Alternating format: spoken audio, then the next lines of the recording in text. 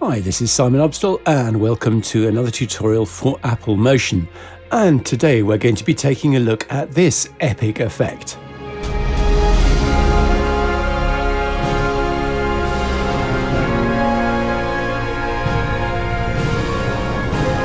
So as usual, I've made this far too elaborate for my own good, but let's make a start on it anyway.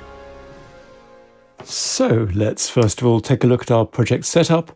1920 1080, 24 frames a second. I'm going with a duration of 8 seconds. Okay, so the first thing I'm going to do is come over to the library, and I always like to make sure, whenever I remember, to have a nice black background at the back of everything.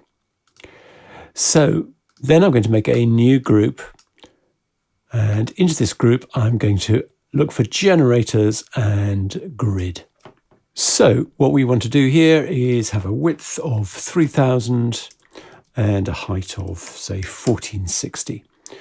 Then I want to set my line color to be something like this. We want to set the background opacity to 0. The background width, I'm going to go for 50, and the height to 150. And I'm just going to nudge this back 200 pixels on Z. Then I'm going to come over to Filters, Stylize, and I'm going to grab Extrude. And I just want to set the angle to 235. And we don't want much depth here. Let's go for something like 20. Then what I'm going to do is right-click and duplicate this.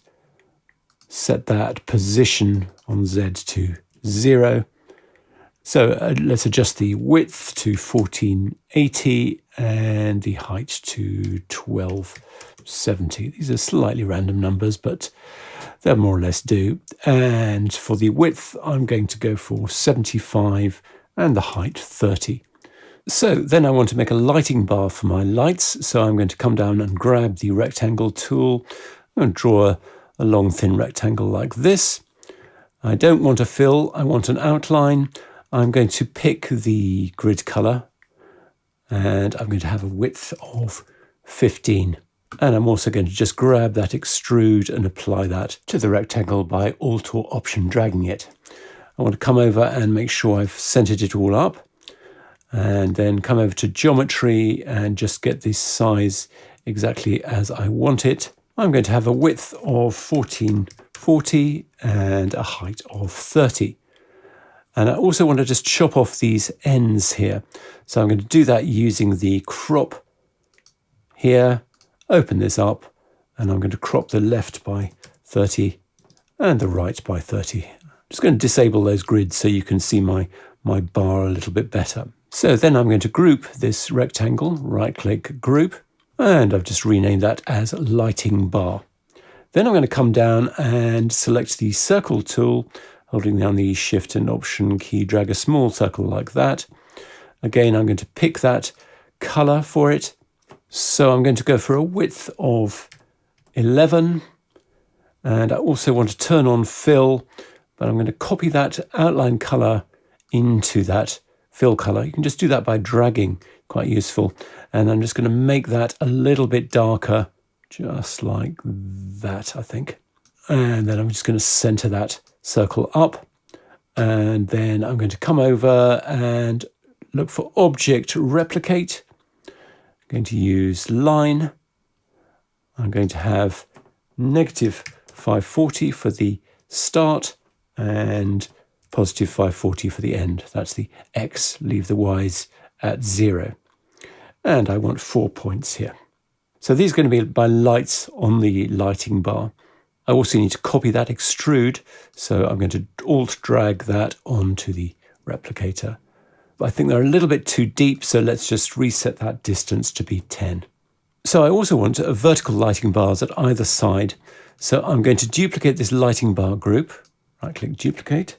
So I've renamed that as lighting bar sides. Let's just reset that because it gets a half pixel offset. Let's rotate that through 90 degrees. And let's move it over on X, negative 730. And then we just need to adjust our two new extrude filters so the angle is right. So subtract 90, we get 145, and do the same on that circle there, 145. So the difference with my sides is I only want 3 spotlights on it. So I'm going to reduce the points down to 3, but I also want to bring these start and end points close together. So negative 300 for the start and positive 300 for the end. So now what I can do is I can duplicate this and move it over to the other side. Right click, duplicate, positive 730 on X. And so you'll see I've just renamed those 2 groups as lighting bar left and right. And let's close up that lighting bar. We can turn our grid back on again. So this is all looking a little bit hard to read. So what I'm going to do is to take those 2 grids and group them. And then I'm going to apply filters, color, levels. And let's just bring down the level of those so our bars read a little bit better. So now it's time for some text. I'm going to close down this background group and that black group there. I'm going to make a new group at the top, and I'm going to use the text tool. I'm going to type Spotlight Tour, and then I'm going to obviously center it up, center it using the reset there. I'm just going to do a bit of sizing of this text, so that top line, I'm going to select that. I'm still with the text tool selected. I'm just going to make that larger, so it's sort of sitting somewhere like that in relation to the overall grid. I'm going to take the bottom line and increase that so it's more or less the same width as the top line. And then select both lines and just maybe reduce the line spacing a little bit. And also then let's adjust the baseline so that my lighting grid is kind of in the middle of the 2 of them like that. We deselect that and let's just select both lines and increase the line spacing a little bit more. So the other thing I want to do is I want to replace this O with a much more kind of rock concert type effect. So I'm going to delete that and just put a space in there for now. What we might actually also just do while we've got our cursor there is just increase the kerning as well. So we're sort of out here somewhere.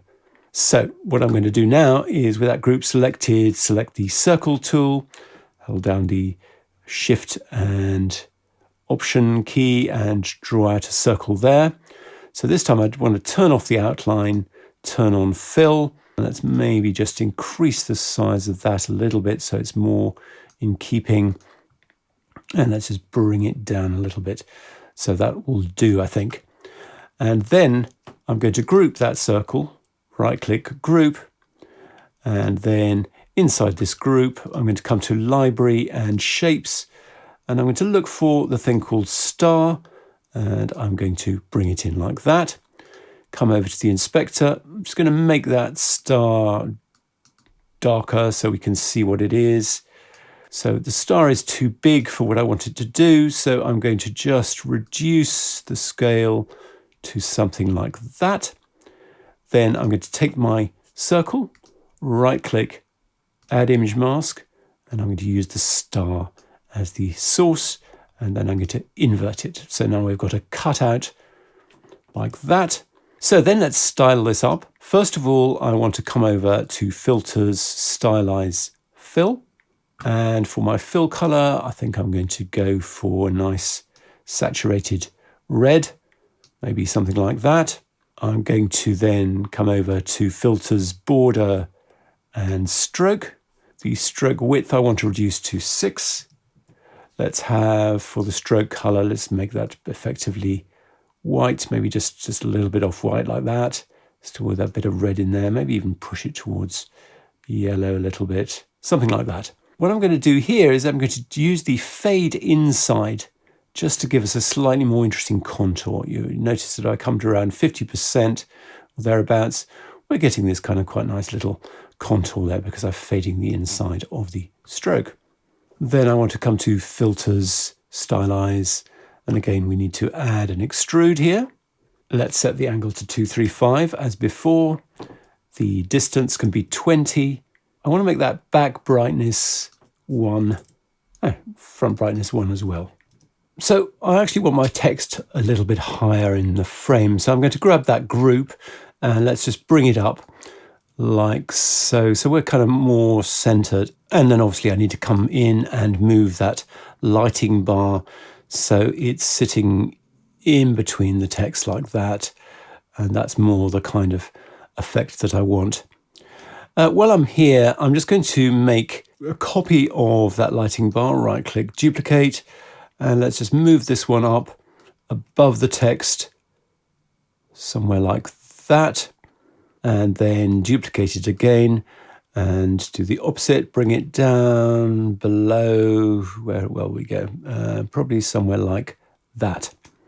So at this point, I'm sure you've had more than enough of all that construction work and you want to get onto the fun stuff of making these spotlights. So let's just do exactly that. I'll make a new group and I'll come to import and I'll bring in the asset I've made called light path. Now it's a very, very simple shape I've made in Motion. Don't need to explain how it's done, I don't think. This tutorial's long enough as it is. So anyway, properties. The scale is 27% as it's brought in, so this is a very large object that we can comfortably scale as much as we want. Now, the first thing I want to do is I want to set the anchor point at the top here. If I turn on the overlays, you'll notice that the anchor point is in the center. We actually want it to be at 1950 on Y, like so.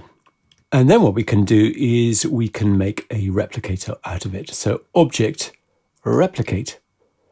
So we're going to set the arrangement to line. I'm just going to move this replicator up so it's level with our top lights here. And then come back over here. Let's set the start and end points. So negative 540 for X and positive 540 for X for the end. And the Y is obviously at 0.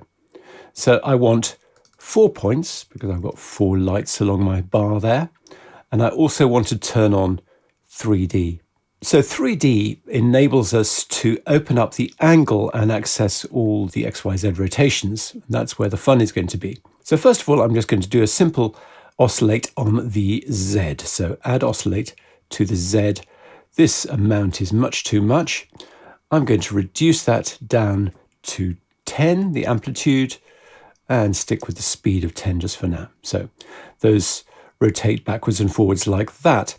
Then let's come back and do something with the X. So you'll notice what happens if I rotate the X, we get this nice sort of swing out like that. Now, before we go any further, what I need to do is I need to adjust the scale of all of this. So I'm going to come down to the scale and set that to 250%. And now, whatever I do, I'm going to get a much longer path. Remember that our object is plenty big enough for us to do this sort of scaling.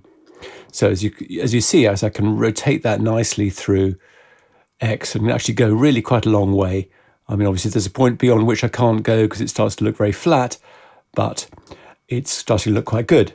So I'm going to set that base X angle to negative 50. And on top of that, I'm going to add an oscillate behavior.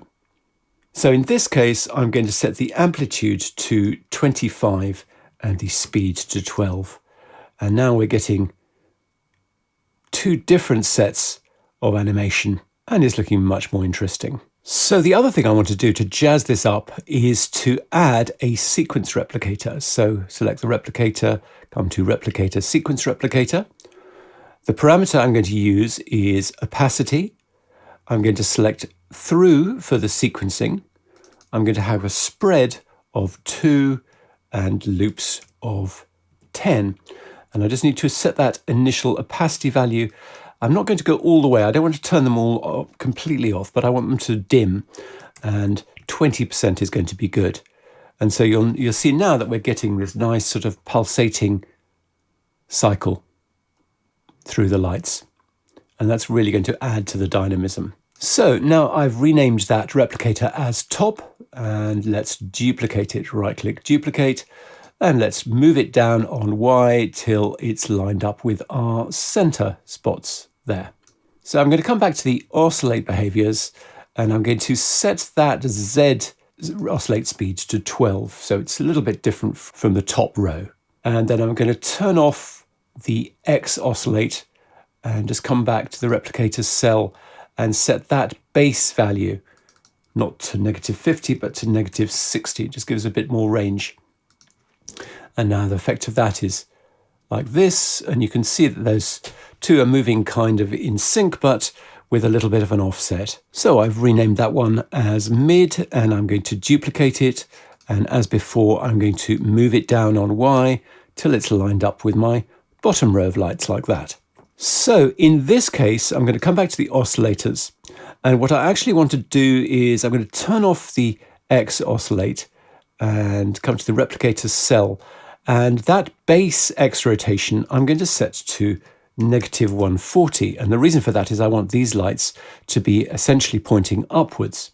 And now if we turn the oscillate back on again, you can see that's working pretty nicely as well. So I'm not going to get too hung up on these different animation values. You might want to sort of play with them. It really depends on how much you want them to be kind of in tune with each other and how completely different you want them to be. So obviously at the moment, the kind of source of the light is looking all wrong because we can see the end of our shape. So what I'm actually going to do is going to select the circle tool, and I'm going to draw out a small circle like that. I'm just drawing it there just to give you an indication of what I mean. I don't want outline, but I do want fill. I want to come over to geometry, and I'm going to set that radius to 20 and come back to style and set the feather to -7. So then for tidiness, I'm actually going to center up this circle, and then I'm going to come to Object, Replicate. And as before, we're going to select line as the type, and then -540 start, +540 end, and we want 4 points. So I'm just going to move this up so it's in line with my top row like that. And the other thing I need to do is I need to grab the sequence replicator and copy it onto this new replicator. So select this one here, and I'm going to hold down the Alt or Option key and drag it. And the only difference I want to make here is I don't want them to go quite so dim. I want to have that minimum opacity to be 50%. Like so. So they will flicker a little bit, but not quite as much as the main lights.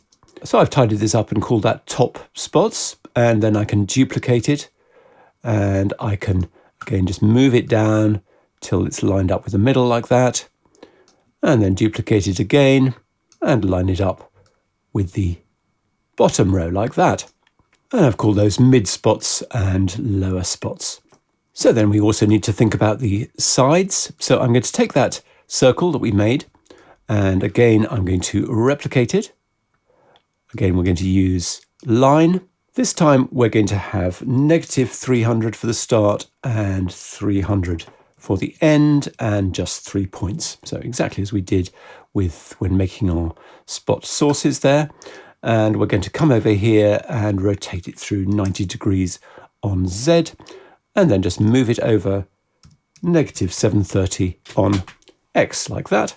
And then we can copy that sequence replicator. Any one of them will do. So Alt or Option drag that onto the new spots at the side there. So I'm just going to put that at the top just to make it life a little bit easier.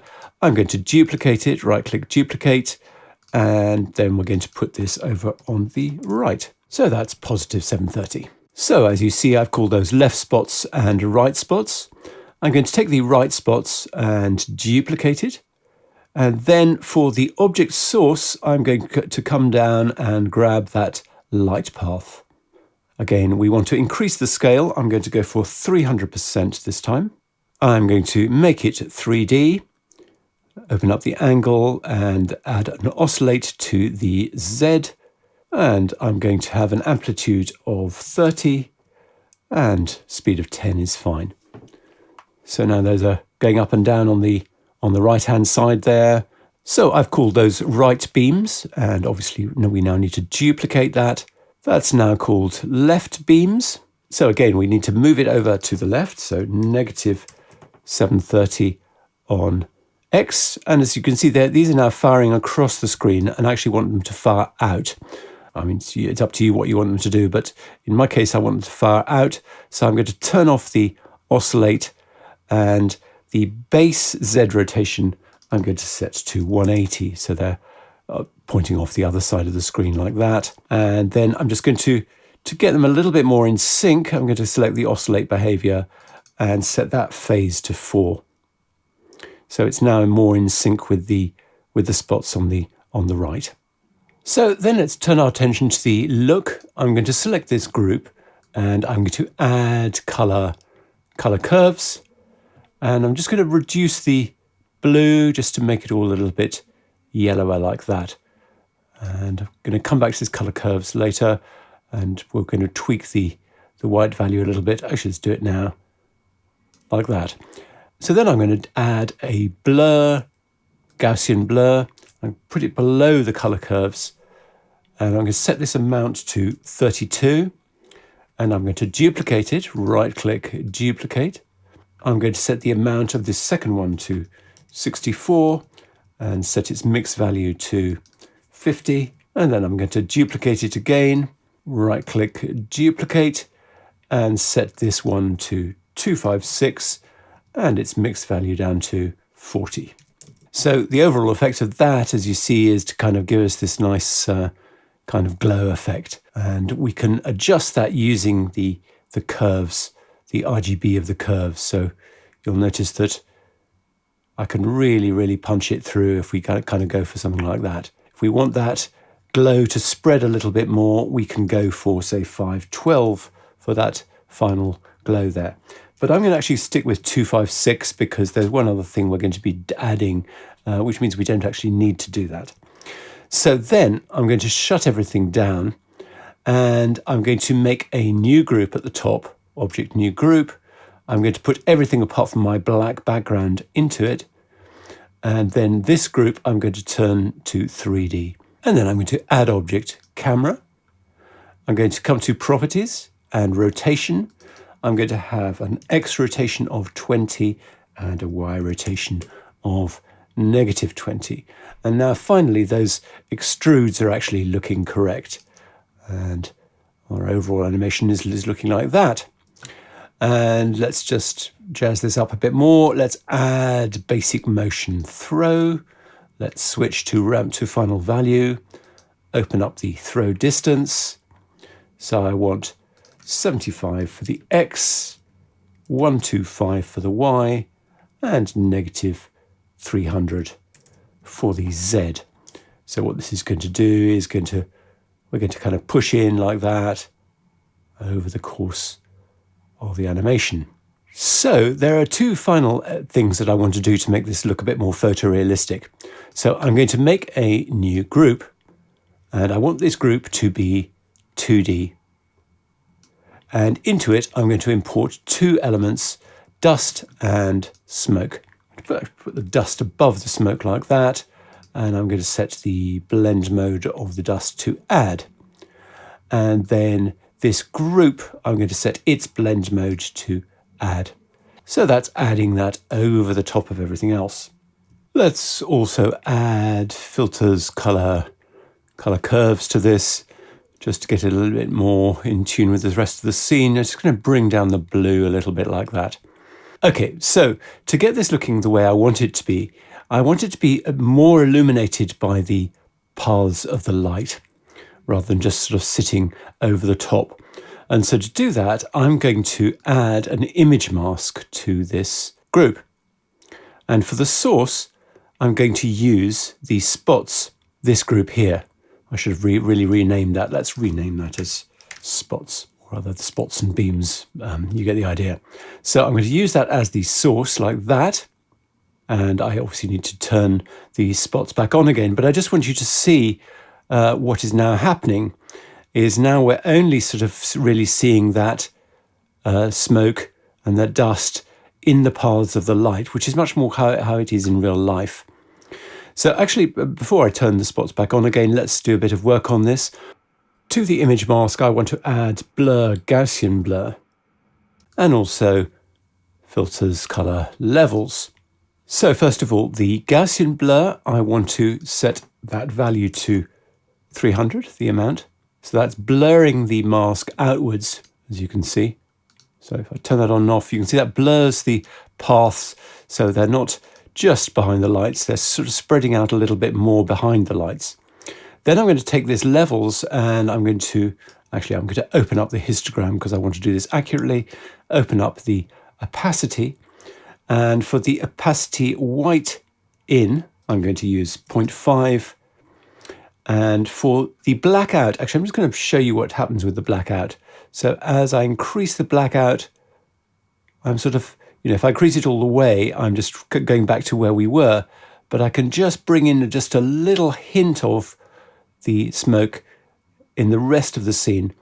If I come to around 0.03, it just helps to spread it out a little bit more. So now that's really working rather well. And if I turn the spots back on again, the effect is quite subtle, but it's definitely working nicely, I think, to give us that effect. What I could also do if I wanted to kind of get more out of this is to come to that color curves that I added and just pump up the level of that group. So there's kind of more smoke going on in there.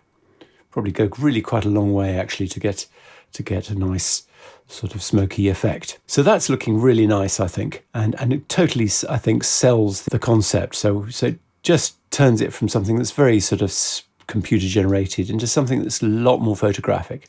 So I've called that group Dust and Smoke, and now I did say that I was going to do one other thing, and that's what I want to do, is do something very, very similar with the text, so that it has the appearance of being lit up by the spotlights as they pass in front of it. So in order to do that, I'm going to close down that spots group to give us a bit of space, open up the text group, and I'm going to make a clone of that text group. So right click, make clone layer. And then to this, I'm going to add color levels. I'm just going to take the white there and push it through. So what I'm doing is I'm making a brighter version of this text. So that's without and that's with. And then what we're going to do is we're going to mask this clone layer. So right click, add image mask. And again, we're going to be using those spots as the source. So drag that in there, and we need to turn those spots back on again. Now at this point, your computer might well start to struggle. Actually, what I'll do is I'll turn off the dust and smoke while we're working. And let's also turn off these spots, I think, just so we can see. So I'm going to do the same trick with the image mask, because you see at the moment, it's all rather faint. I'm going to add, first of all, a blur, Gaussian blur, and I'm also going to add a color levels. So the Gaussian blur, I'm going to set that amount to 200, just to spread it out. And we really need to crank this levels a lot. So I'm going to come into the histogram, and that white in for the opacity, I'm going to really crank up a lot, like that. I need to go a long way to kind of get it to where I want it to be. I think what might also work is if I change this blend mode to add, just gives it a little bit more level.